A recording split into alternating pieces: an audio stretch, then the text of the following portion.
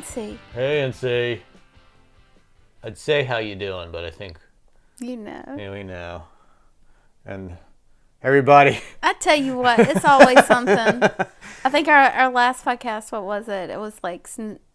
snow day. Yeah, snow days, And then- cabin fever. So it was so into the new year, the slow start. It was snow day. Then we got hit with the gastro sickness. It's gone through our whole house, and I don't know, for some reason it hit me the worst. And I'm feeling better. I'm on day 3. I mean, bright side is it's only 3 days. But yesterday was brutal. Like, I thought the first day was terrible, but This was like round 2. It was the round 2. Well, I was kind of duped because like was it Sunday? Saturday. I was feeling okay. I actually ate something.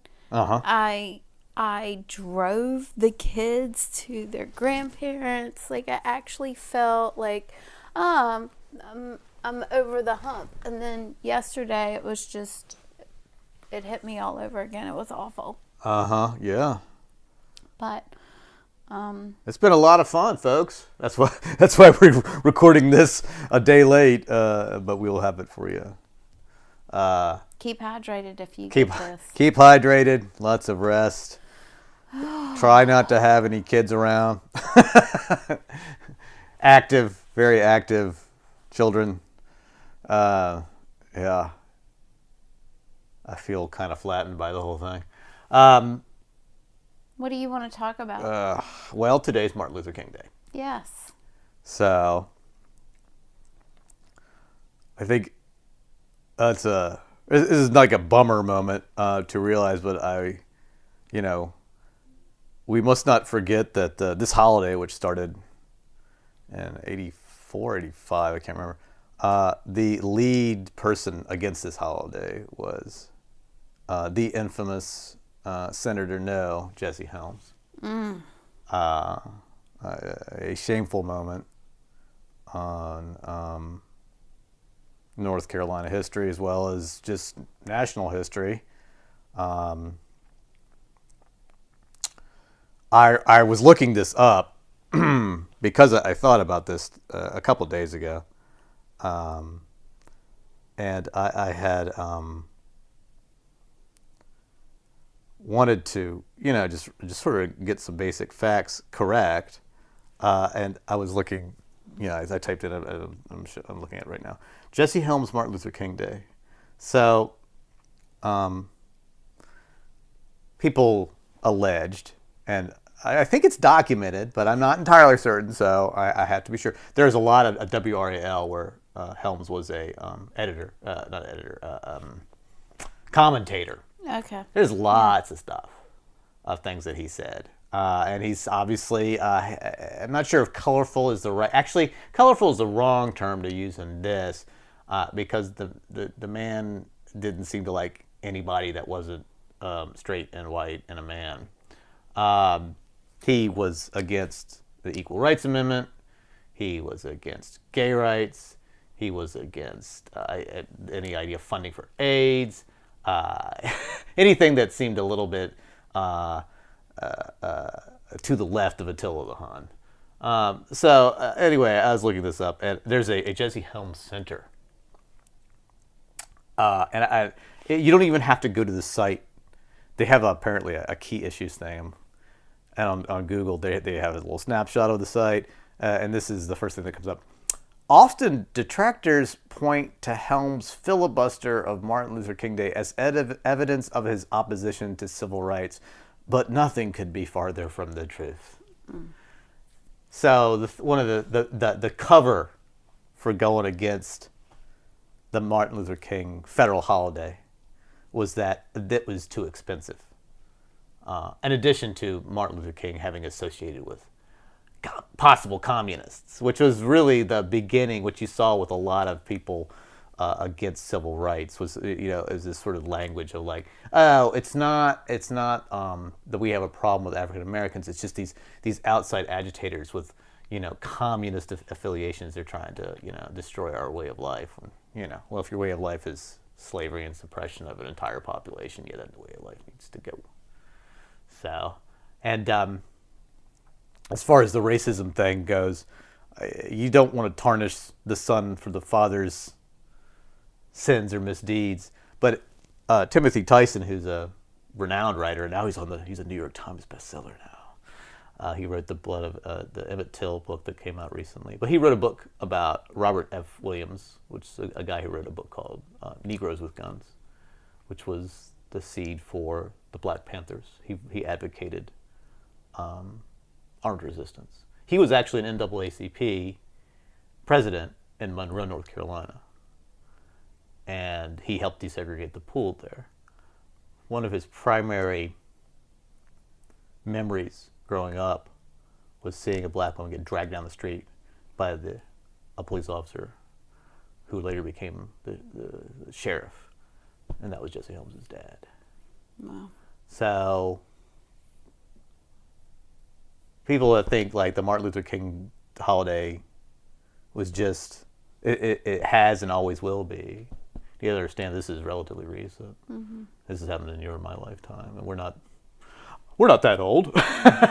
So, well, I wish if I was feeling better, I would have wanted to have this as a day for service for us and the kids. And I know in our town we have events at the post office downtown.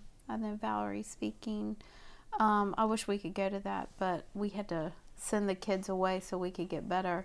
So we got to pick up the kids today. But my point is, I like how in the past, 8 years, it's become regenerated as not a day off, but like a day of service. Like, this is a time for us to come together and do something for our community, build it up, make it better.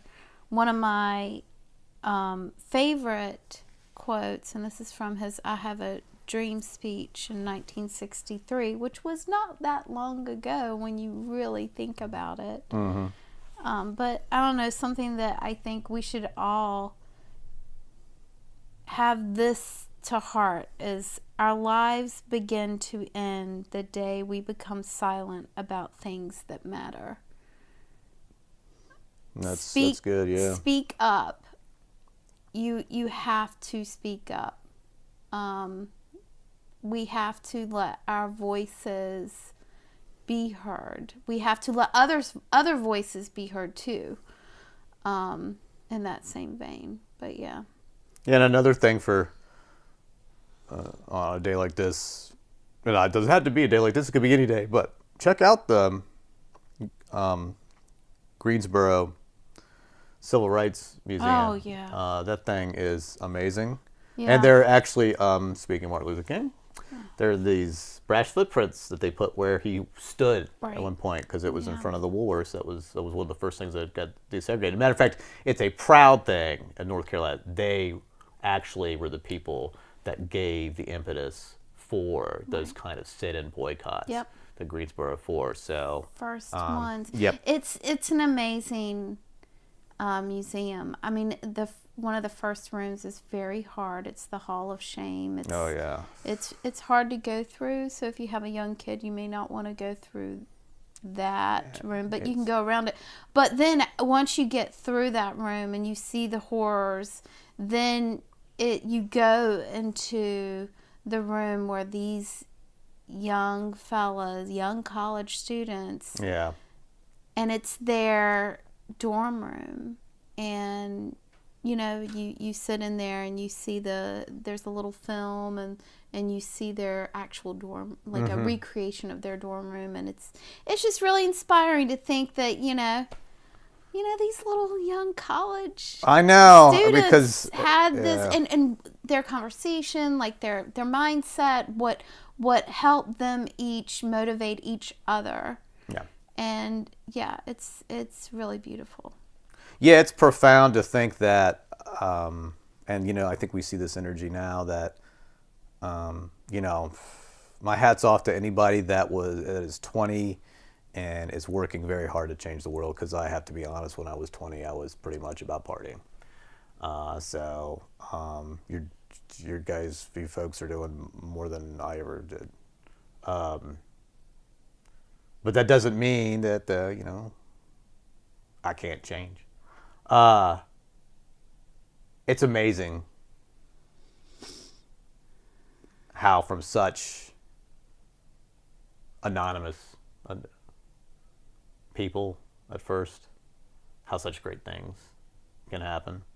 And I think everybody should remember that you may not think you're special or anything, but you are, first of all, because you're you. But, I bet those 4 kids didn't think, they knew that they were doing was important, but I don't think they ever thought that. But they did something. Yeah, I think that's the thing. Yeah. They did something. Yeah. They moved forward. They did something. That is the whole point. Right. Don't just sit back and sit silent and do nothing. When you see something wrong, this is how rights can be made in this world. Yep. And now, of course, we have, Reverend Barber, who is picking up Dr. King's Poor People's Campaign. Yep. Which, sad to say, this is 50 years since Martin Luther King was shot. That will be in April. And it's, the Poor People's Campaign was something that really divided, between that and his opposition to Vietnam, divided his constituency. People just, you just stick with this. You just stick with the civil rights. You don't mess with international affairs or economic issues. And they tried, after he passed away, they tried to have the campaign started, and it didn't, really materialize the way they had hoped, probably for, grief and loss of energy. And so 50 years later, we're still trying to do that. Reverend Barber is amazing. He is. I am so proud that he is from North Carolina, and he is out in all over the country, starting this. Yeah. Follow him on Facebook. You can see his sermons live, catch some inspiration, hear what he's about. It's pretty great. Yeah. Well, so I guess we've talked about both the bad and good of North Carolina. So something good. Something good. So is our guest. Right, Jon Wurster. Who's Jon Wurster.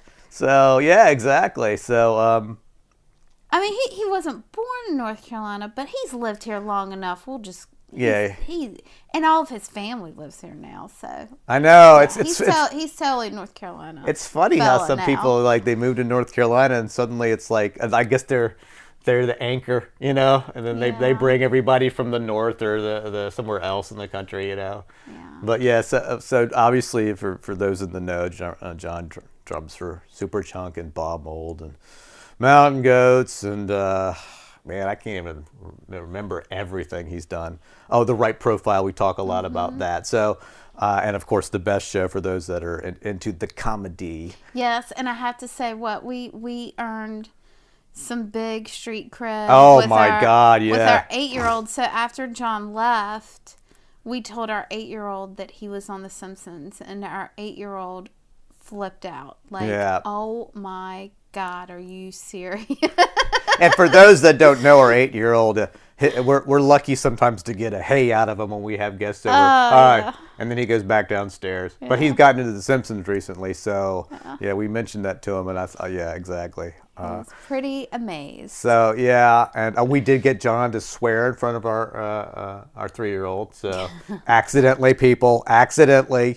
But we had it was a snow day. He was kind of running around. He wanted some attention. You're gonna hear some. I had to go upstairs with him. Cabin fever kids. Yeah. So and this was when the entire state was shut. Well, not the entire state, but we were shut down. So we hope you enjoy it.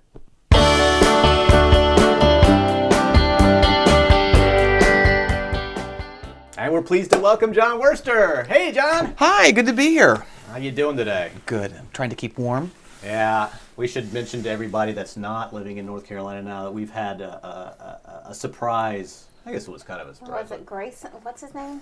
The name of the storm? Grayson. The Grayson? Yes. The bomb. Yeah. Arctic we bomb. weren't Cyclone supposed bomb. to get anything, and we got, 2 inches of snow and ice or something like that. And now we're shut down. Whole town shuts down. Exactly. The whole town shuts down. Even at the threat of snow. Oh, right. Exactly. And you just got back from Chicago, so was it as cold? Here's this question: was it as cold yesterday as it was here? Did it achieve Chicago weatherness? It was close. I think it was. What's the great line in Planes, Trains, Automobiles? How cold do you think it is? 1. I think it was 1. That was 1. Yeah. It was 1. Yeah. It felt like 1. Yeah. Oh, I haven't watched that movie in forever. I need to watch that again. That would be a good cold weather movie. So you did 3 nights in Chicago with the Bob Mould Band? Bob did 1 solo. It's a town. I guess it's part of Chicago. It's called Evanston, Illinois, and that's where Jason Narducci, our bass player, lives. And so it's this venue that holds maybe 300 people called Space. Uh-huh.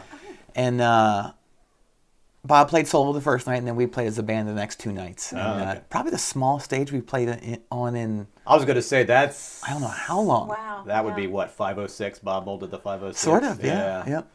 And y'all, before that, y'all played with that Foo Fighters. Yeah, That's right. big We arena. couldn't So have you been go from something super big to something. Couldn't have been further away. How was it? Have you ever played on that big of a stage? When I played, actually Jason played too. When Jason and I played with Robert Pollard from Guided by Voices, this was around 2004 or so. We did some dates with Pearl Jam.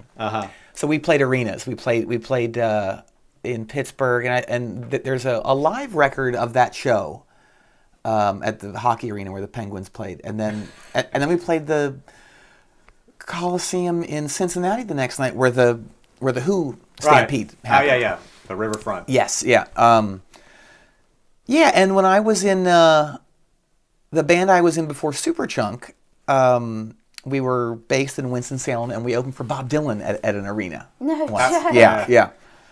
How was that? That was cool. Did you get to meet him? Oh no, he doesn't sound check. He just blows in right before they go on stage and plays and. Yeah, it's like, well, let's see what happens tonight, fellas. Yeah. Was that the one with G.E. Smith? This was the spring of 1991. Oh, okay. So it was a guy named John Jackson was on guitar. Yeah. That's my dad's name. Is that right? Yeah, but it wasn't your dad, was it? Might not No, have been. your dad. Yeah, I saw him on I guess finally maybe possibly coming back tour right after that Down in the Groove record came out, and it was $10 to see him at George Mason University, which I just started going to school there, and it had G.E. Smith with the grin. He's like the Willem Dafoe of the guitar or something like that. It's He was the dude that played in Saturday Night Live, right? and Hall & Oates. Okay. So you got to get to of course. What was it? Your theory? Every dude my age likes Hall & Oates. What did you think? I don't know that was mine. That might have been Raina's. Oh, okay. She's a super huge Hall & Oates. Hall & Oates. She's a friend of mine. So that was the right profile, huh? Yes. At this point, we were called the Carnies. Was that after or before? This was after. Okay. So this was I joined the Right Profile in 1986 in Winston-Salem, and then this was the last legs. Is that how you got down to Winston? I mean, how did you end up in North Carolina? Because you're from Philadelphia. Yeah, I grew up outside of Philadelphia, and I was really into a lot of the music that was coming out of North Carolina in the early 80s. Right. Stuff like Let's Active, and Mitch Easter did those REM records. Right. In Winston and in Charlotte with Don Dixon. And so I was a voracious reader of all the magazines back then, like Trouser Press and the Bob, right? The Bob, Yeah, things like that. Bob. And so I saw an ad for this single by this band called The Right Profile, who was from Winston-Salem. And I ordered it, and we just kind of struck up a pen pal relationship, mainly me and one of the guys whose name was Steve Dubner. And Steve Dubner has gone on to great success as a co-writer of the Freakonomics books. Oh, wow. Yeah. And, Greg Humphreys has his guitar. Oh, right. Yeah, he sold it to I think to it was Greg. a thin line. Is Yep. that what it was? Mhm. I remember that guitar. Yeah. So in '84, my brother, who was a great long distance runner, he got a scholarship to Wake Forest Okay. in Winston, and he ended up going down there. And one day in I guess it was late '84, he called me and said that he met these guys in this band and they were looking for a drummer.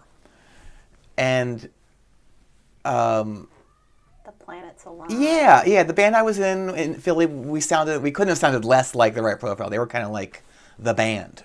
Oh, okay. Very, very roots rock, and which I liked. But the band I was in was called Psychotic Norman in Philadelphia, and we were opening for bands like De Kreutzen and Suicidal Tendencies. Yeah, and with the name like Psychotic Norman, I'm not thinking the roots rock cowpunk thing. I'm thinking, you know, another hardcore band. I mean, to me, Psychotic Reaction kind of Right. thing. Yeah. You know? So, Okay. Yeah, We sounded like a cross between the Fall, the Minutemen, and the Ramones or something. But our singer sounded just like the singer for that band Canned Heat. Yeah. So he had Going up the country, this cool high voice, so it didn't really sound like anything else. Yeah. Yeah, but that was kind of... It was like your Rick Danko or Richard Manuel. Exactly. You know? So I was questioning the commitment that the other guys in Psychotic Norman were exhibiting, and so this chance to audition for like a real band came up, and my dad bought me a plane ticket. I went down and I got it somehow. That's cool. Your parents were supportive. Very, too. very. You were like, what, 19, 20, something like 19, that? yeah. Because a lot of parents are like, no, don't do that. Yeah. You're not going to make any money there. No. Well, I was living at home. Cool I was living at home, and I was working in a toothpaste packaging plant, so I did not have a lot going on. Yeah. That goes up there with John Howie working at the IRS processing warehouse, the state IRS warehouse. I mean, those are jobs that are definitely like, okay, I definitely need to do something else.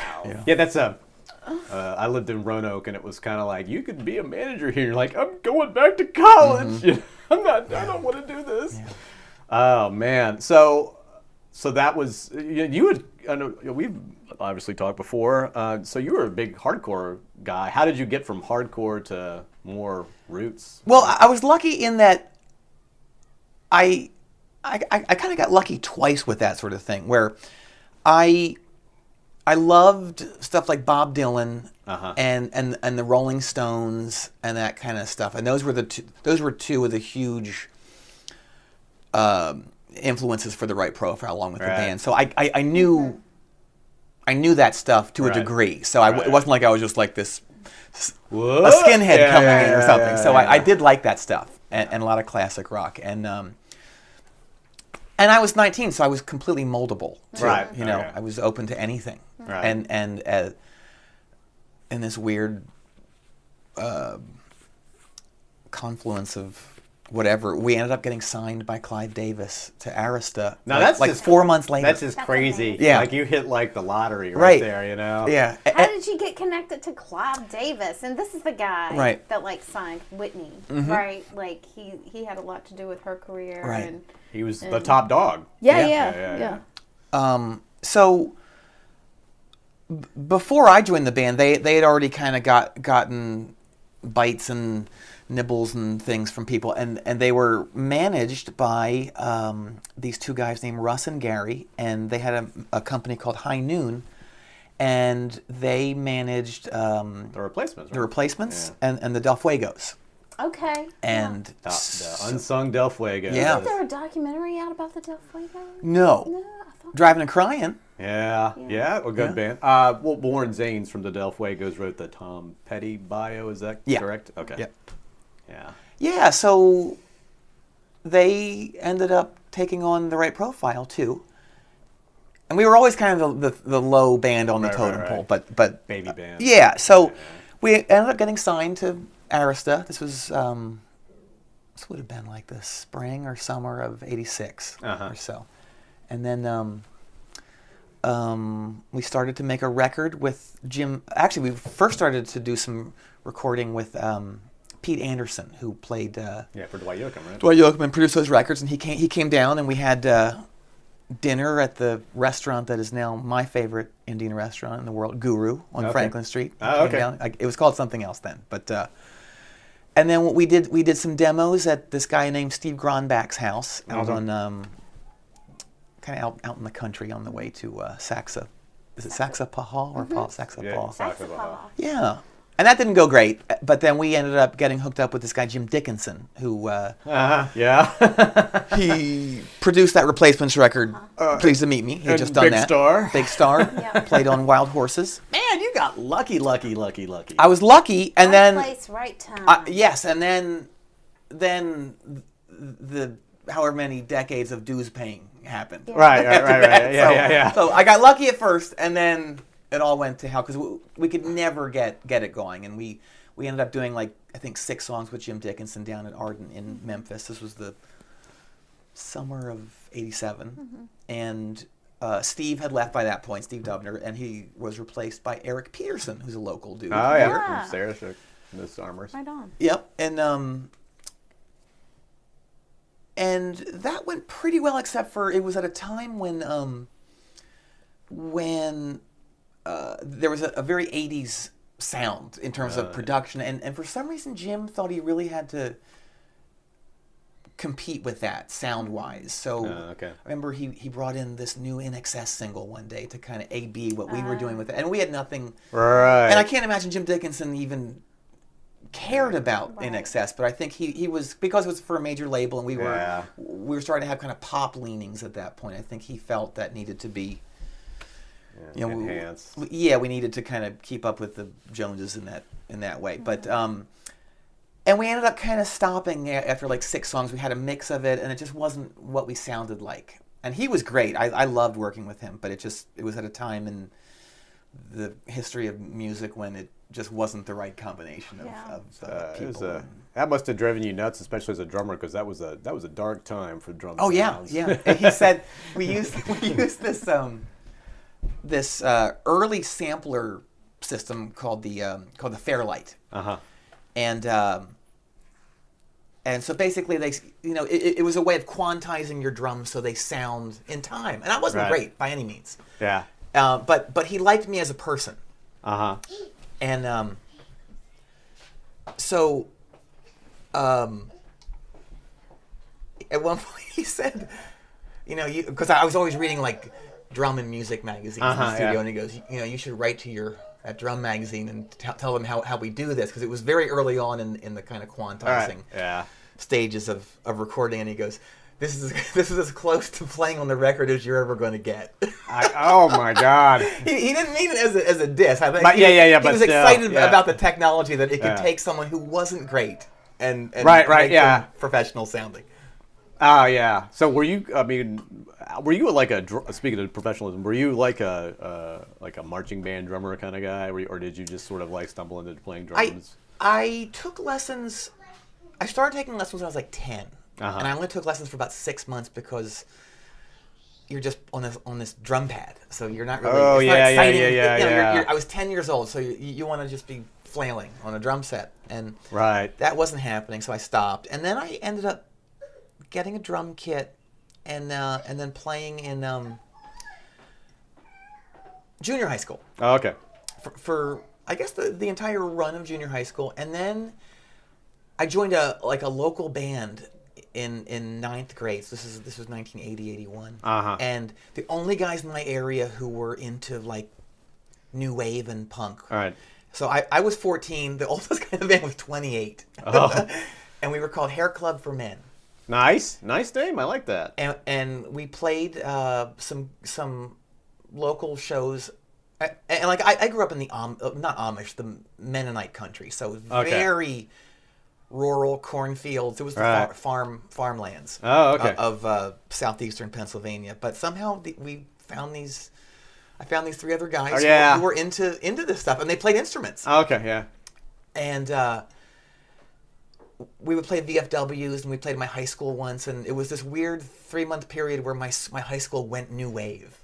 And we were the kings of the after school special right there. Totally, yeah. And then it was gone the next year, like it was over. It was just like this thing. We're all new wave. Yeah. Next year, we're new romantic. Yeah. Well, and that was where I guess the infamous, where you were the kid that booked the dead milkman in your town, right? Yes, I through this band Hair Club for Men, we had a band who was friends with our singer, and they were called Narthex, and it was a duo. Okay. Guitar and drums. So this is sort of in the White Stripes mold. Right. Decades before. Yeah. And the drummer was named Dean, and Dean went on to be the drummer in the Dead Milkmen. Mm-hmm. So when he formed the Dead Milkmen, they were looking for somewhere to play, and I got together with the bass player for Hair Club for Men. We didn't exist at that point anymore, but since he was an adult, he was able to sign the whatever you needed the to say. Right. to put on a show at the Harleysville. That's the town I lived in. Harleysville Senior Adult Activity Center. So it was like an old folks activity center. They're awesome. And that's where they played. Yeah, that's where they played. And this is like, was this like one of their first out of town shows? I think it was their first out of town show. So it would have been. Wow. It would have been probably the spring of '83, maybe. Holy cow! Yes, because it was a week or so after I saw David Bowie on the Serious Moonlight tour. Wow. Oh boy, yeah. So it was spring or summer. So you went from the big show to the senior home. Yes. Yeah. Well, that's like, I think that might be like a VFW, extra VFW on top of a VFW to get to the senior home. Yeah. That's yeah. Wow, that's impressive. So I guess the right profile just kind of broke up from various getting ground down kind of stuff. Or? Yeah, we then after Steve left, we never liked the name The Right Profile. For those who don't know, it's a song on the Clash's London Calling album. Yeah. That's about Montgomery Clift, right? Yes. Yeah. And so we got this guy after Eric Peterson named Mark Bosch, and Mark Bosch still plays. He's the guitar player. He's one of the guitar players with Ian Hunter. Wow. From Mott the Hoople, and he tours all around, and he's great. Nice gig. Yeah. Yep. And so I'm trying to think of. Oh, before Mark joined, we had a guy named Dave Enlow, who was the guitar player in a band called The Woods, who were from Raleigh. Yeah, I know. Great band. He passed on about maybe 10 years ago.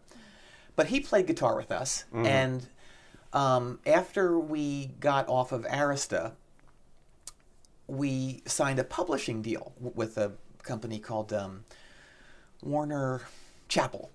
And our person there hooked us up with this guy, Steve Jordan, who's a drummer, and he took us up to New York. Right. And we recorded at this place called the Hit Factory. So this is this was the week the wall came down. Whenever that was that '89? I guess? Well, he was the drummer for Keith Richards, right? Yes. So it was while. Or is the drummer? I feel like it was just. It wasn't too long after that first Talk Is Cheap record came out. That he did that in Soul Asylum. He did Soul Asylum after us. Yeah. Yeah. Okay. Yeah. And so we came up to New York, and he produced it, and the guy that engineered it was this guy named Nico Bolas, and he produced that Freedom record by Neil Young, which I guess had just come out. Mm-hmm. And so this was just insane that, like we were just these not rubes, but we didn't really have anything going on at all. So we got to come up there, and if you see this footage of Neil Young on Saturday Night Live, where they're doing Rockin' the Free World, and Steve's on drums, and Charlie Drayton's on bass, and Poncho's on guitar. That's the drum kit I got to play at this session. So it's this vintage kit, and it looks amazing. And this was like the last gasp before the serious dues paying began. This is this is well into the serious. Okay. Yeah, well, we had years where we did nothing, and I was working at Record Bar, which was a chain back then, and just eking out every day, pretty much. Eking out an existence. Yeah, totally.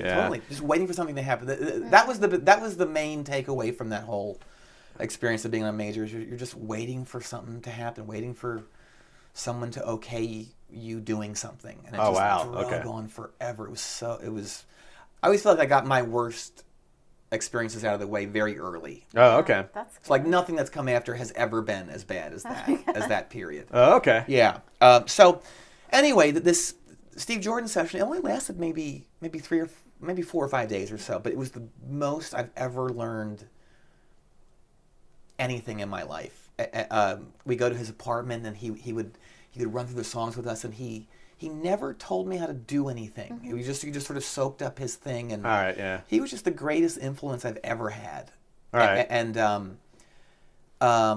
that didn't really lead to anything. We didn't really get a record deal or anything after that. But that was the greatest experience I've ever had musically in terms of just being in the presence of someone who was great and learning from him. And he's gone on to this great career as produces John Mayer and plays in his band, and he's always called on to be the musical director for these big award shows and Oh, nice. tributes and things. And What I made like it his so drumming. great, like because he kind of let you do your thing. yeah, And gave you like creative freedom and. absolutely, yeah. And just being around him was so cool. And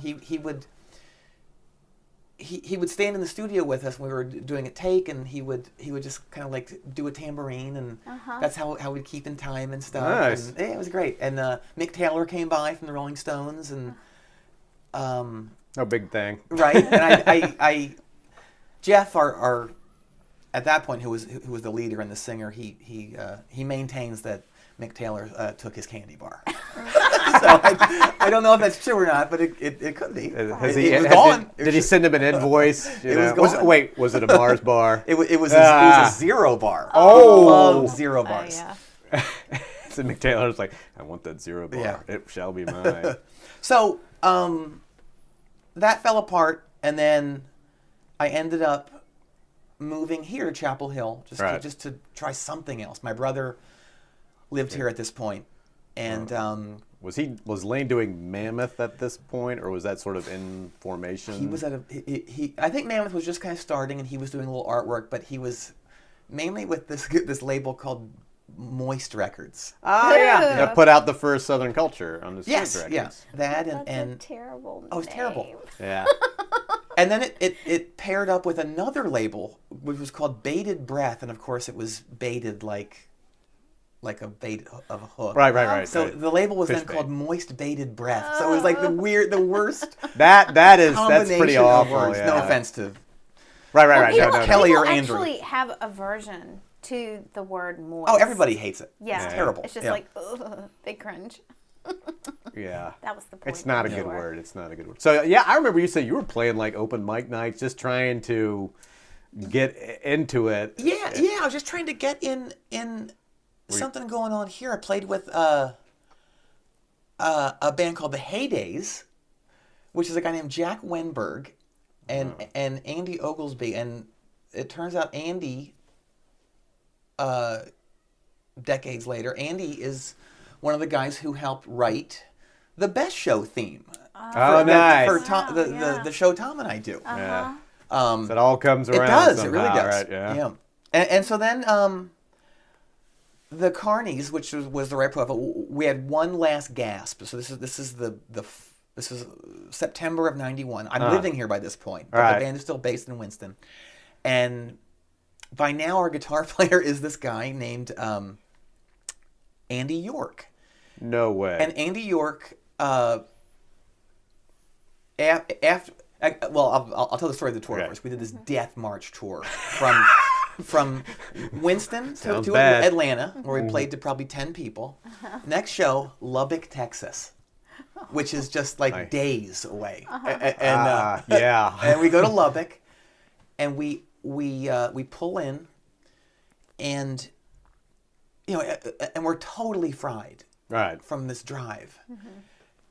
And we pull up to this place that's kind of like it would be almost like pulling up to Al's Burger Shack, the venue next to Local 506. Right. Or it's a restaurant. Yeah. It's like a patio. It's not even like a real club. And the promoter comes out and he goes, "Guys, it's going to rain, so the show's not going to happen. But I've got great news. You're all going to get in free to see the Dred Zeppelin show I'm putting on down the street." the Dred Zeppelin. I remember Dred Zeppelin. Yeah. And we were, you have to be kidding. So we went and I think we bought beer and pizza and stayed in a hotel. And then we drove on to. Yeah, what was the next show? The next show was in. Somewhere it wasn't close even by. Albuquerque. It wasn't even Albuquerque. It was. Oh no! It was El Paso. Oh man! Which no offense to anyone, I think it's the worst city in America. Okay. Just in terms of.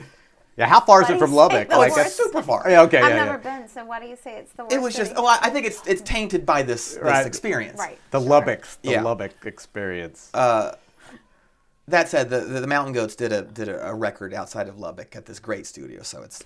Right. It's sort of redeemed itself in your eyes. Yes. Anyway, so we end up playing in El Paso, where we opened for a hair metal cover band. So like awesome. Yeah. And by this point, we sounded like a cross between Exile on Main Street, Stones, and the Replacements, that sort of thing. So not at all what these guys are into. Yeah. And that was terrible. The promoter tried to get away without paying us, and then I think we watched him siphon gas for his own car. Oh my gosh. And oh my god. That was the sign where you're like, maybe it's time to consider other alternatives. I had no money. I had no money, and next stop was L.A., where we played a show at this almost pay-to-play kind of place back then in the day called, what was it called? It was there forever. I'll think of it, but it's now it's like a liquor store. But because it did so well. It was around forever, and it was a place where all the bad bands played, and we were one of them. And and so that led to nothing. The next day we play at SIR Studios, like this kind of upscale rehearsal studio, where these A&R people came, like our manager. Yeah. Got these people to come, and so we're playing just like on this little stage in a rehearsal room, and I think she had chips out for people, and in the middle of a song, this woman who was there to see us just got up and walked out. Wow. Like, and the room was like... It's pretty obvious. Oh, Yeah. And I remember Social Distortion was rehearsing next door, and I was just thinking, God, I'd love to be in that room. Yeah, that because that was right about the time when the self-titled Epic record came out, right? Yeah. So we play our way back, opening for the same hair metal cover band. Really? This time in Las Cruces, New Mexico. Were they like a tribute band, or they do like everything? Everything. Oh man. And crowd hated us, but we won them over somehow. I can't remember how. And then opened for a band that sounded like King's X. Okay. In Fort Worth. Nice. And then I think we drove home from there, and I came home with literally... I mean, I couldn't afford to eat at the last restaurant we stopped at. Like, I just couldn't have any money. Whew. Loaded my gear up in Winston, drove out back here to Chapel Hill, just down the road, and I stopped at my brother's office. And he was like, "How did it go?" I said, "Well, it's not great." And he said, "Mac called."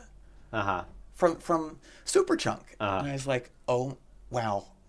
This It was great. I hope it's what it could be." And it was. And they were having problems with their drummer and wanted to know if I was interested. And well, that's so history. Yeah, but I mean, now was that a band you were like, oh, if only I could be in that band? Or? I saw them play several times as Chunk, and they actually opened for. I was playing in this band called the Accelerators. I was filling in for their drummer. Oh yeah, who was that drummer? Because I actually took drum lessons. Doug sometimes. Welchel. Yeah. And so I played on the Accelerators' then current record, which was called Dream Train. Okay. Which came out sometime in '91, and Chunk opened for us, and they're really good. Yeah. But I remember them coming back from this tour, which would have been late summer of '91, and No Pocket for Kitty had not come out yet, but they had just done this tour with Mudhoney, and they were like a different band. They were so good.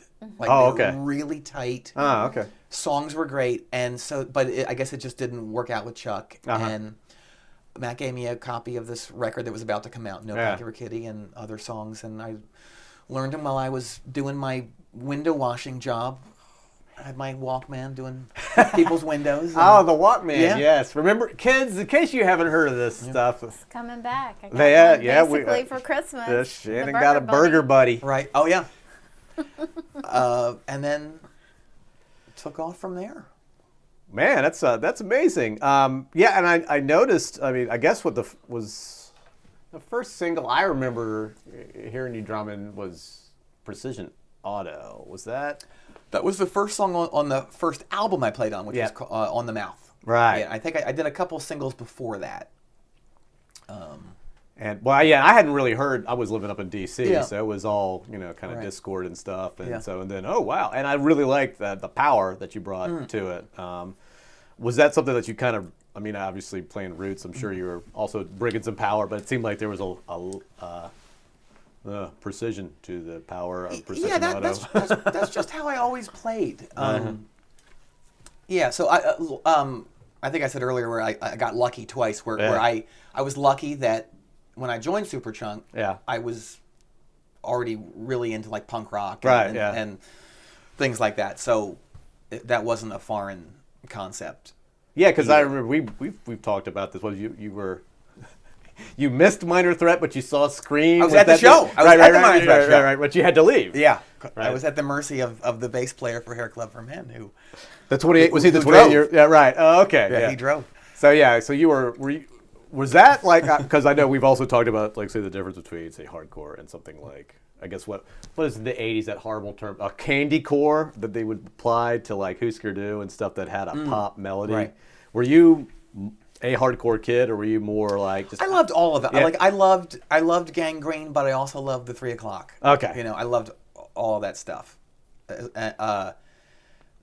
But... Husker Du specifically was a real favorite, just because they were they were so kind of crazy and distorted, but the songs were great, especially as they evolved and Flip Your Wig especially, and that's like a pop album. Yeah, totally. That I have to say that that piece you wrote about Grant and Pitchfork, that was beautiful. Oh, thank you. And I also saw when he died, Bob's. Oh my God! Yeah. Just so emotional. It was just beautiful. Yeah, but, I mean, it was amazing. And I don't know the way you put it. I mean, coming from a drummer's perspective, being influenced or inspired by him, and then also playing in Bob Mould's band. Yeah. That's pretty. It's crazy. That's an interesting spot to be in. It is, yeah. And I was lucky in that. My entry into Bob's band was just so weird, and there wasn't really time to think. I was on a Mountain Goats tour. I'd been playing a band called the Mountain Goats, and so this would have been maybe early '08, I think. And Jason, the bass player, called and said, "We're having trouble with our drummer. It's just not going to work out. Would you be able to do this European tour that's coming up?" Mm-hmm.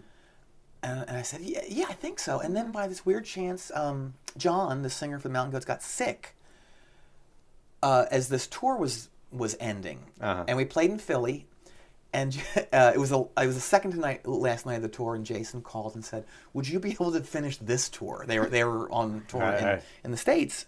They were in Colorado, I think. And I said, I feel kind of lucky. Let's do it. And it was clear at this point that we had a Mountain Goats tour coming up in Australia, and that got canceled. So I said, I think I can do it. Yeah. And so we finished our tour in D.C., and I got a list of the songs to learn. And I knew a lot of the Husker Du stuff and some of the solo ones and the Sugar stuff. Downloaded what I didn't know, and the band dropped me off. I wasn't living it. I was staying at my parents' house at this point in outside of Chapel Hill, because I was still kind of living between here and Brooklyn. And went to the airport the next day and flew to L.A., and we drove to San Diego for the first show later that day, and we played that night. So you didn't have time to be nervous, I guess, there really wasn't. There really wasn't, and there wasn't time to like get psyched out about I gotta learn these Grant Hart parts. Yeah.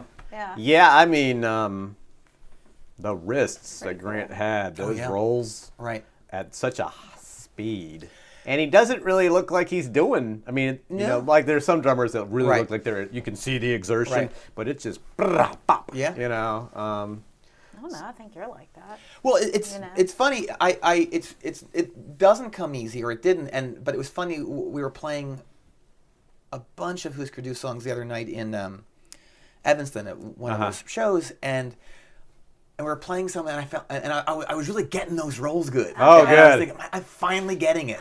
It's 10 years, but I'm finally getting it. Well, that's the thing. Also, is like if you hear a recorded part and you know you're like you're trying to emulate it. Right. It's like you're trying to acquire something that's like natural to the other person. Yeah. You know, and you're like, this is not my bag. But someone would probably listen to your part and go, how the hell does he do that? Yeah, you know? I've had that where people have said, I'm trying to play this thing that you played on this record. That was it was just like so natural for me, and it's so weird for them. And I have it all the time with other people's drumming. And you're like, huh? Yeah, can't do it. Yeah, it takes forever to learn it. It's just. I put my hands on the sticks, and then I do the thing, and then I'm done. Right. So there's this whole other part of you besides being fantastic drummer extraordinaire. Is your humorous side, right? So you were on the Best Show, but you've also written for like Squidbillies, right? Yeah. Or some other shows, but well, I met Tom Sharpling through Supertrunk actually at a show. I joined in September of '91, and then I guess the next spring, we did this show, Insane Bill in New York with My Bloody Valentine, Pavement, and us. Wow. And that My Bloody Valentine. The early '90s were a great time. They played here. We opened for them here at the auditorium on campus. Wow. That was so Memorial. loud. Yeah, Memorial Hall. So loud. And so I met Tom that night, and we just kind of hit it off. And he had a show on WFMU in northern New Jersey. Yeah, it's kind of the best. I know. Best radio station out there. And, best show, best radio. Yeah. So then, over the years, we just kind of started doing these calls where I call in as these characters, and it's coming up on, gosh, I don't know how long it's been. I think officially we started in 2001, but we started doing it in 90. It's the longest, longest running... Yeah, I remember, so that, what was it, 99 when I was working at Red Eye, and that was when we had the promo. When the CD came out. Right, the promo for Rock, Rock, and Roll. Yep. Yeah, we did that call in 97, and it came out in 99. And then we started doing the show really frequently, I think around 2001, and it's kind of been going ever since. So were you a class clown growing up? No, not really, no. No, and I'm kind of still not. I don't like... No. I mean, because you kind of have these shticks, and you have this comedy side. Right. It's sort of the perfect venue for what I like or do. Like it's on the phone, no one sees me, and it can just be really stupid and outrageous, and I'm not. Yeah, I remember asking you if you would ever do stand up, and you were like, "Hell no."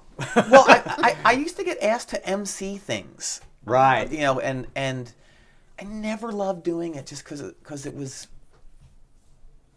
I never felt like I was connecting. It doesn't feel like you. Yeah. But Tom and I do these live shows. Yeah, I was going to say. And those are great because we've already got an audience. And you did the what was it, the Matador? Didn't you? That was the first thing we did, the Matador 21st anniversary. Yeah. And you were like, this felt okay. That can work. We can do it again. So every we'd love to do more of it. We did a couple of live shows in the fall. Of 17, and those were great. And it helps that people know who you are and what you do, because like that Matador thing, no one really knew who we were, and we're doing characters too. Right. So you did the Philly Boy Roy. Yeah, right? Yeah. So now enough time has gone by where we've found an audience, and you're not just staring at blank faces. Were you like the kind of kid that did your dad have like the Richard Pryor record, so you'd sneak down into the basement or listen to a Cheech and Chong record? As a kid, I remember doing that. My brother and I loved those early Bill Cosby records. Oh, yeah. Which of course are absolutely tainted now. But Yeah. hi. So we loved those, and I loved SCTV and this Woody Allen film that was on UHF a lot as a kid. UHF, yeah. Take the Money and Run, which was a bigger influence than I realized. Oh, okay. Yeah. Also tainted. Right. Yeah. I mean, you can't. Man, it's just disgusting the things that you learn about people that were once kind of these icons of influence for you. Now, one thing I always kind of was intrigued about is, I've listened to the Best Show for years, and even got the Numero box set and the records and stuff. Yeah. Mm-hmm. All your characters, they're almost like some of the most despicable people, yet they all seem to it's like the grandiosity of their vision is kind of undermined by their complete incompetence. Sounds like someone else that we know about, right? Yeah. And it was like, I'm always curious, where does that come from? I mean, have you noticed that in all your characters? A lot of those characters, Well, Tom and I mean, it's terrible that our president is like outdoing us. Right. And he's a real person. Yeah. But we always, to us, the funniest thing is the person who is convinced they're right about something, and everyone knows that they're not right except for them, and they're just going out of their way to show you how right they are, and every example they give of how right they are just reinforces how wrong they are. Right. So, there's elements of that in all the characters for sure. Yeah. Now, how much? I mean, so let's say something like Philly Boy Roy or something. How do you? You just started with the idea. You evolved it through sketches and stuff like that. Yeah. It was. He's based on people that I grew up with. Not anyone specifically, but there's that Philly thing of the Wawa. Yeah, Wawa, hoagies. Peanut chews. So it's a whole culture that this guy is Genesee cream ale. Steeped in. Yingling. Yingling. Yes. What happened to Genesee? I thought Genesee was part of it too. I think that's that's another. Genesee that's Reading, I think, isn't it? Oh, I don't know. See, you might. No, Reading is the other one. Rolling Rock. That's right. Yeah. Latrobe. So well, Yingling's Pottsville. Pottsville. Yeah. Okay. See, I don't know. This is I always drove. I went to Philadelphia, and I've been there, but I've never quite picked up on the culture. And since Wawa is now like a global conspiracy, I think I see it in Richmond. I don't think has it made it down here. I don't remember. It goes to Virginia, and then it stops, and then it goes into Florida somehow. There's like a no Wawa zone from Richmond. I think it's Richmond. What about the truck stops? There's one in DC now. Is there? Yeah. Actually in DC? They were talking about it on MSNBC. Because that would be like the third or fourth gas station in DC, because there's not really any in there. True. Yeah. So did you? There's a question I was going to ask you, because you've known now, not only just for the Superchunk drumming, and you have a new record coming out in April. February 25th, I think. Oh, okay. Or 15th. What's it called? What a Time to Be Alive. Yes. So many ways to take that one, right? Yeah. And that's, there seems to be, from what I've heard, a lot of talk about how much more pointed it is as opposed to previous releases. Do you agree with that? Oh, yeah. Do you always find yourself all in that spot where, let's not bother trying to be... I think so. Well, it's that thing where you, if you'll tweet something vaguely political, and then you'll get these responses of just stick to music. Right, yeah. Or how dare you? And then you just play kinda, the drums, kid. At some point, you just say, no, fuck that. Pardon me. Yeah, that's okay. Using that blue language in front of you. Right. We're trying. I'm trying to bribe the 3-year-old to stay upstairs. It's hard on this note. Yeah, it's all Come on, right. Dashy. Hey, Dash, you got a question for John? Break it out. He's like, no, I have no questions for John. He should just stick to playing drums. That's right. Leave the political commentary to Yeah, who needs that professionals. stuff? Yeah. Well, the professionals are even worse, and the amateurs at this point. Although there's the worst amateur of all. So, you're doing you've done the Superchunk thing, and there seemed to be, I guess, Superchunk kind of, I don't know, was it hiatus is the right term, or wound down? Yeah, there always is, because we've all got different things going on, Right. and Mac and Laura have the label, and and I've got. Yeah, I was going to say, Tom you did, the one thing I Tom. remember you really, the standout thing was you stopped doing Superchunk for a while, and then it was Whiskey Town? Well, that For was like a in, tour? That was in '98. Was that kind of your first getting out of stretching your legs? And Kind of, yeah. Yeah. We did a tour opening for John Fogerty. It was the Yeah. summer of '98, and then that was at a time when Superchunk was not really. We weren't on. We weren't doing especially well. Like I remember, we had some really terrible shows in Atlanta and okay. Nashville, and that was right when this Whiskey Town thing was happening, and I really liked it, and we did the Fogerty tour, and Yeah. Ryan Adams in 1998. He could be a There was difficult some- person at the time. Yeah, I mean, probably the most natural musician I've ever played with, just in terms of it's just all there. I mean, Right, yeah. And he was great, but he was. I think he'd be the first to admit that Right. he was. He was a little, handful. Yeah, and then Superchunk had a South American tour right after that, and we just kind of went back into mode with that. But the band pretty much went on hiatus in 2000 and after our record came out a week after 9/11. So 2001, and Yeah. then we didn't put a record out until 2010, I think. Yeah. Did you feel like you'd done the Superchunk thing and now it was just sort of time to move on? Because it seemed like did. after that you're known now for kind of being a drummer for a bunch of bands, not just Superchunk at this point. You got Bobble, you got a Mountain Goats. You played with some of the guys from REM, right? Mm-hmm. You've kind of hit the drummer bucket list, it seems like, with a lot of bands. Guided by Voices, right? Guided by Voices. Jay Farrar and Ben Gibbard's, what was it, the Kerouac? Nick Cave. I had a little Nick Cave session last year that hasn't come out, so I don't want to say what it is. All right, but yeah, so Yeah. But before, you were kind of like Superchunk. Yeah. So it was just because of the hiatus, and you're like, man, I got to get some work and do the comedy thing. And No. it seems like you've really become a multifaceted kind of individual now. I always like doing different things, and I felt like that last Superchunk record before the hiatus was called "Here's the Shutting Up," and I didn't really love what was going on. I felt like it wasn't really us. I was all for experimenting and Right. trying new things. I just didn't think we pulled it off especially well.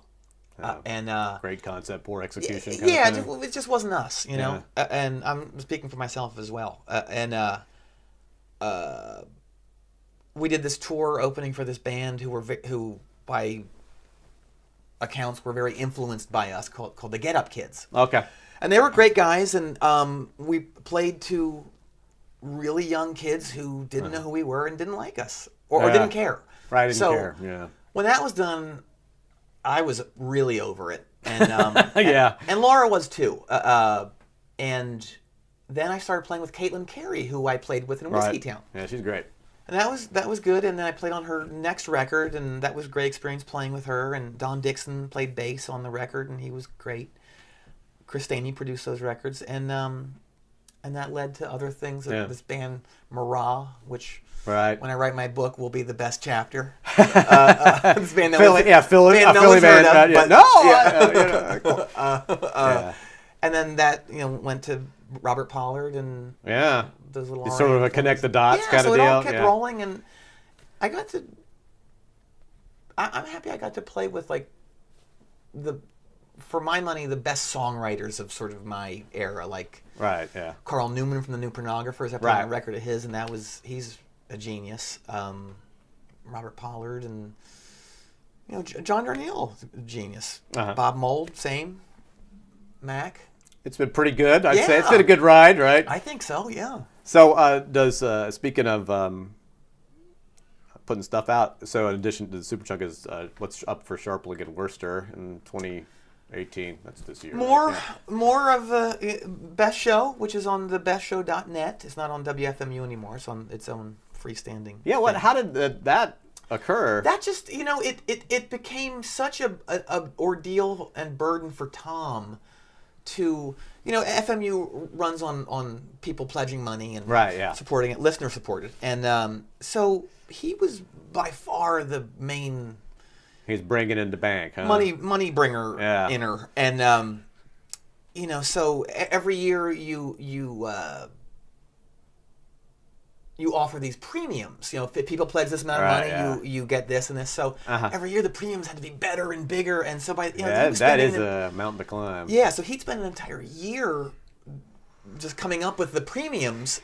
I'm sweating just thinking about the stress. Yeah. That would just be stressful. And then having to fulfill them all because there were so many. Like Yeah. it was bringing in six figures. Yeah. So it was too much. Uh-huh. And we never got paid for anything. Right. And on my end, we were doing these calls for 13 years or so, and Yeah. not really making anything ever. So Right. And that is a concern at some point that Yeah. if you're putting forth effort, you Right. you might like to be able to pay your electric bill. yeah, and Yeah. one element of this live show that we did in October was had a little Q&A with this guy Chris Gethard. Okay. Yeah, the comedian. Yes, who's great. And so he was asking us questions. And one of the questions he asked us, he said, you guys did this for so long, 13 years, Yeah. and the calls take a long time to write, right? And yeah. he said, yeah. And he goes, I guess my big question is why? Because there's there was no Right. Incentive. other beyond than we your love to personal do it. self. Yeah, we yeah, love yeah. to do it. And now, so finally we're able to make some money doing it, and we still love doing it. So. Right. I would assume that the money does not equal the effort, and it's more like the recognition that, yes, what we do has some kind of value to people, Yeah. in that regard. It's not just downloadable Right. free content. Yeah, you know? and it's I think when I'm dead and gone, not that I'm not proud of and have loved all the records I've played on. Right. That box set, I think, I will be most proud of in terms of that's me at my That's what you want to be whatever, remembered- and Tom too. But that's what you would. Let's not get too morbid here, but when you kick it, that's Yeah. what you want to be remembered for. Yeah. And more than the drumming. Both of them, but like that's more when you're drumming, you're helping someone else Right. achieve their Yeah. dream Right. song. You do your best to help that. You're a supporting player. You're not a showboat. But this box set and what I do with Tom, it's it's collaborative and it's way more of our individual Right. Vision. unfiltered vision. Yeah. It's you. Yes. Yeah. And that's, that's the thing I've always felt as a bass player, playing bass is, guitar players. I play guitar too. Right. You play guitar, don't you? A little bit, yeah. Yeah. It takes, it's really frustrating sometimes being in a band and everybody's kind of pulling equal weight. Mm-hmm. But then it's like, after the show, they come up, you're such a great guitar player. And you're like, what the hell did I just do for, 45, 70 minutes or whatever, Yeah. So I understand that. Did that ever really, really, really bother you? Or were you just like, this is part of the gig? I never had that personality of wanting to be out front or wanting to be the star or in the spotlight or anything. I think that's why I get gigs is that I don't have that. Like I don't want to front a band. It's not an ego thing with you. Not at all. No. Yeah. And I get to do that other thing, whatever is in the spotlight in some way with Tom. Right. So that's where if I have any of that sort of desire, I am the that's star. where it comes in. Yeah, like we'll do live shows and it's just the two of us on stage in front of people. So there is. So is that terrifying for you? Not anymore, maybe? maybe? It's not, because so much work goes into those shows that you're not even nervous. You're just you're just trying to remember it all. Oh, okay. There's so many parts to it. Yeah. And guests and songs and things that there's no time to really be nervous about there being people there. You're wanting to just pull it all off without problems, logistically. Yeah. So. How do you guys collaborate? I mean, is it just for like you have this idea, you email them, and you build off of it? Yeah, yeah. Or are you talking on the phone? We'll talk about it on the phone, and then I'll write it up in script form, and then he'll see it, and we'll go back and forth, and then we'll do it. Oh, that's pretty cool. Yeah. Every Tuesday night. Oh, that's great. One thing I was just this might be in the weeds for a lot of people. So, making a living as a musician, how tough has it been? I got honestly not very over the last 10 years or so. Yeah. I mean, before I joined, after that Robert Pollard tour, it was really bad. Like I had a year or so or more of just like actually throughout from around 2001 until 2008 or so. I was lucky to get one really good gig a year. Okay. And I was also writing funny commercials for MTV, like their original programming. I would write. Yeah. This album. So, did you write a commercial for Psych? Psych. The USA. Was it the USA? No, There's a Husker Du reference. Is that right? Yeah. Oh no. Interesting. No. So I was like, I wondered if that was Wurster. No. You did Monk. You wrote it. Yes, and at my lowest, I'm forever grateful for Tom for this. Tom Sharpling was a writer-producer for Monk for its entire run. He was like the first employee and was there till the very end. And that was a great, really, I like that show. Yeah, and so when I was at my lowest money-wise and just sort of gig-wise, like I had nothing going on, he had already been planning on bringing me in to write an episode. And so I did that, and that was a really cool experience. And then... So that put a little money in my pocket, which was great. And then my then girlfriend and I moved up to Brooklyn. She got a job, and that's when our relationship really fell apart. But then that's when I started getting all these music gigs too, like Bob Mould and the Mountain Goats and Carl Newman, things like that. So just kind of rolled from there, and I've been really lucky that every now and then an acting gig will come up or a. What have you been acting in recently? Or the last thing you did? One I can't talk about that's coming out this summer. Okay. And one is was it last year? This show called that Fred Armisen and Bill Hader do called Documentary Now. Oh yeah. Okay. Got to be in an episode of that. Cool. And Tom and I were on The Simpsons. Yeah, that's right. Recently, or what was that like? Where you're like, we have made it. We are in The Simpsons. Yeah, it was. The guy that wrote the episode was a fan, and he wrote this episode with the two of us in mind as these characters. And the way things are done now, you can just do it anywhere. It's really freaky sometimes, isn't it? Yeah. And so they said you could either do it, via Skype. Yeah. Go to a studio in your area or come out and do it. And we go, we have to go out there to do it. Yeah, that would seem like part of the thing. Yeah, so I think we had to pay for going out, which was totally worth it. Oh, yeah, of course, man. So, the experience. So we went out and we went to the Fox lot, and they have a Simpsons building. Awesome. It was cool. And we went in, and it's just like it's almost like a live recording room for like a music studio. There weren't really booths. We just did it out on the floor, and the guy kind of directed us a little bit. There wasn't a whole lot of direction because we kind of learned our stuff in advance and be yourself, but better. Yeah, and I think it took maybe an hour or so. But the interesting thing was, as I think we did it in I think it was August or something. And the episode was going to air in March, I think, or May. And then for the however many months that was, you were getting a call every month or two or so about fixing a line, or they added a line. So I'd go to this studio in Raleigh, and they'd patch us in, and you do the one line or so. And then it would happen again, like they fixed something or didn't want to have this line. You go back in. I think I went 4 times maybe, and excuse me, I had one last line to do, and I feel like it was literally a week before it aired. So it must have been some piece of dialogue that didn't need to match a mouth moving, because it was already animated. And it was Right. So I thought that was interesting that it cuts that close. Well, it just sort of comes down to that one. Speaking of The Simpsons, where it's like, Krusty Clown goes, "Watch this, kids! Hey, hey, Yeah. and then that's how you do it." And then he walks out of the studio. All right. Well, I appreciate you coming in. Of course. And thank you very much. Thank you for having me.